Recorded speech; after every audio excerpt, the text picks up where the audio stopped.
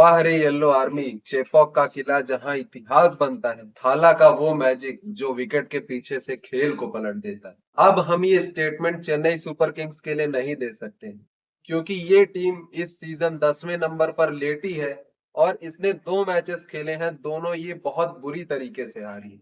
Net run rate -2.562 का है, पूरा कलेश मचा हुआ है और MS धोनी इंजर्ड है और ऋतुराज क्लूलेस एकदम घूम रहे हैं। पंजाब के सामने 209 रन डिफेंड करते टाइम इनके बॉलिंग की पूरी धज्जियां उड़ गई।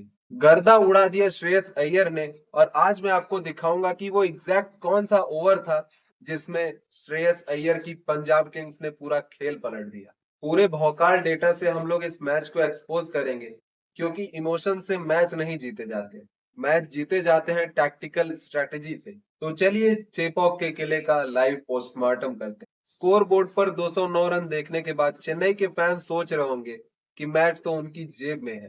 ऐसा इसलिए क्योंकि मैच उनके घर चेपॉक में हो रहा था। आयुष मात्रे की वो 73 रन की ताबड़तोड़ इनिंग और शिवम दुबे ने आखिरी ओवर्स में 45 रन ठोक के जो तबाही मचाई, उसके बाद तो चेन्नई के फैंस को मजा ही आ गया।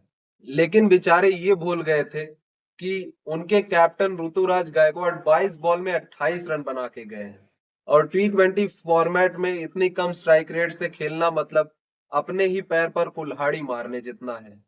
चेपॉक की पिच अब वो 2019 वाली नहीं रही, जहां पर आप स्पिन लगाकर दूसरे टीम को चोक करवा दो।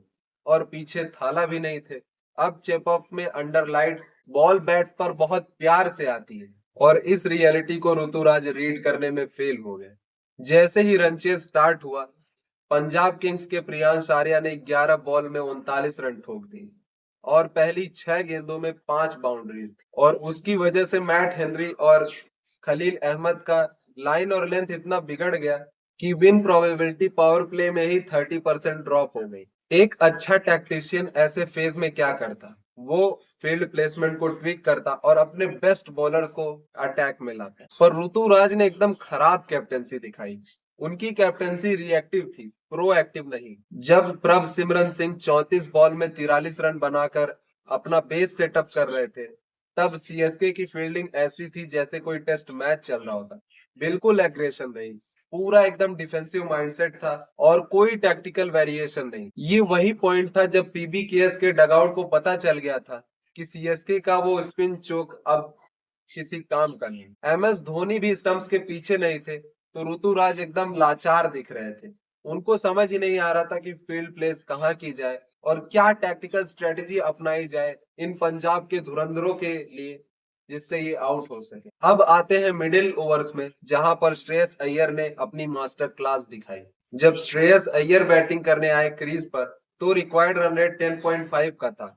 इस क्रिटिकल पॉइंट पर एक स्मार्ट कैप्टन पिच के मैकेनिक्स को समझता है। ग्राउंड में ड्यू आ चुकी है और बॉल बैट पर एकदम मक्खन की तरह आ रही। स्पिनर्स के हाथ से बॉल फिसल रही है। अगर आप डेटा देखें तो इस टाइम फास्ट बॉलर से पेस ऑफ कटर्स डलवाना था, पर ऋतुराज ने श्रेयस अय्यर को उनका सबसे पसंदीदा मैचअप दे दिया। नूर अहमद और अंशुल कंबोज, ये दोनों इतने प्रिडिक्टेबल थे कि श्रेयस अय्यर इनको आराम से चौका छक्का मार देते हैं। हमने 13th और 14th ओवर का डाटा प्लॉट किया है और एक ऑप्शन था कि स्लिप लगाकर श्रेयस अय्यर को अगेंस्ट द स्पिन अटैक करवाओ, लेकिन ऋतुराज ने पूरे फील्ड को बाउंड्री पर ढकेल दिया। श्रेयस अय्यर ने इसका फायदा उठाया और 29 गेंदों में 50 रन ठोक दिए। वो आराम से फील्ड को मैनिपुलेट कर रहे थे और डीप मिड विकेट और स्क्वायर लेग पर सिंगल डबल ले रहे थे, बिल्कुल एकदम मक्खन की तरह। उसके बाद जो बची खुची कसर थी, वो कूपर कॉनली ने निकाल ली। कॉनली ने 22 बॉल में 36 रन बनाए। उसने वही जोन टारगेट किया जहां पर ऋतुराज ने फील्डर नहीं लगाए थे। CSK की पिच एकदम ट्रू प्ले कर रही थी, ड्यू अपना काम कर रही थी, पर CSK के बॉलर्स अब भी फुल लेंथ डाल रहे थे।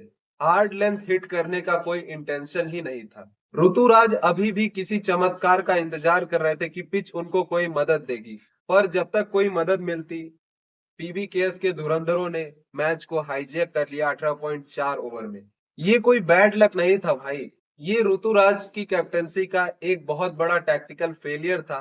और ऐसा लग रहा है कि जब तक महेंद्र सिंह धोनी विकेट के पीछे से वो शैडो कैप्टेंसी ना करे, तब तक ऋतुराज फेल होते रहेंगे। और ऐसे ही चलता रहा तो सीएसके इस सीजन तो प्लेऑफ में भी नहीं पहुंच पाएगी, क्योंकि नेट रन रेट इनका ऑलरेडी -2.562 का है और इनके बाकी मैचेस में इनका 75% विन रेट होना चाहिए।